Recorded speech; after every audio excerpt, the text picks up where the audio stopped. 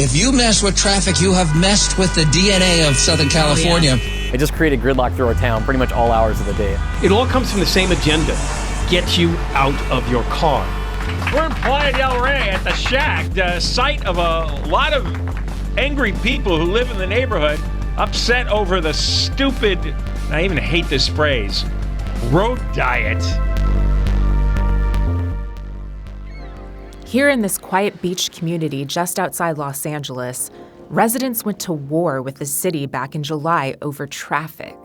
It all started when the Los Angeles City Council imposed what it calls a road diet, meaning lanes of traffic were removed in favor of building new bike lanes and adding space for parking.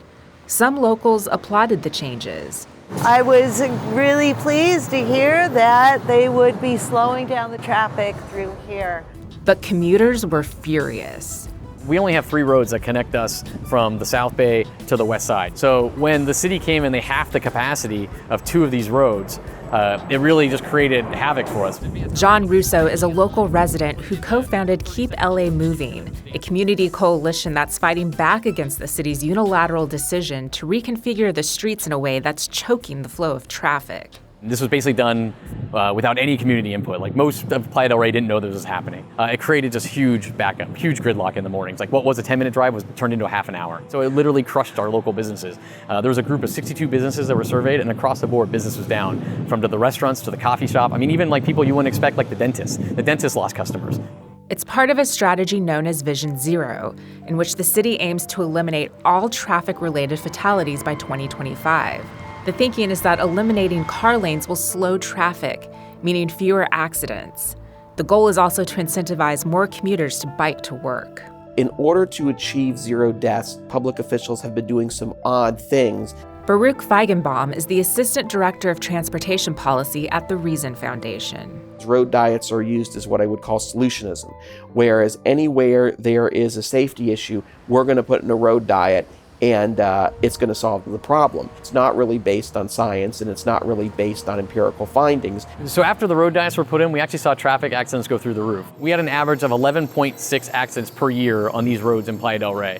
We've had 52 accidents in the last 4 months. So we're over 400% of the yearly average in just 4 months. Emergency vehicles couldn't get into town. I mean, we have video of ambulances out there on Culver, sirens blazing, just sitting in traffic because no one can pull over anymore. There's no place for the people, the cars to go to let the response vehicles through. According to 2013 census data, just over 1% of Los Angeles' commuters bike to work.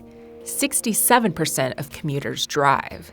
You're taking something from a whole bunch of people just to benefit a few people. That's not a good cost-benefit analysis. What better way to force people out of their cars except make traffic so unbearable you don't want to sit in your car anymore? City planners also hope to incentivize residents to move closer to their jobs, or if they do have to commute, to ride the city's public transit system. Los Angeles has the 3rd largest transit network in the country, yet only 10% of commuters use it to get to work.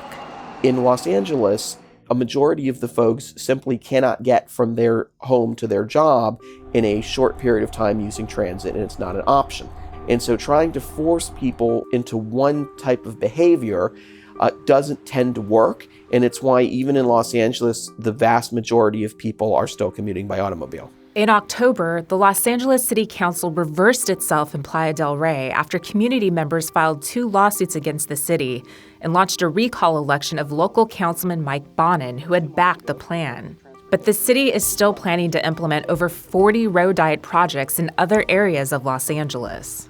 And Chicago, Minneapolis, New York, and Atlanta are pursuing similar policies. In the 1960s, we were building interstate highways, freeways through downtown areas, which was definitely the wrong approach. Nobody is suggesting we go back to that. But now we seem to be on the total opposite end of the pendulum, where we don't want to build any roads at all. We just want to build bike paths. We want to narrow lanes. We're saying that transit is going to solve everybody's needs. Neither extreme is what we need to do. I just think this is completely wrong. It's not about cyclists versus drivers. These are all of our roads, and they should be safe for all users.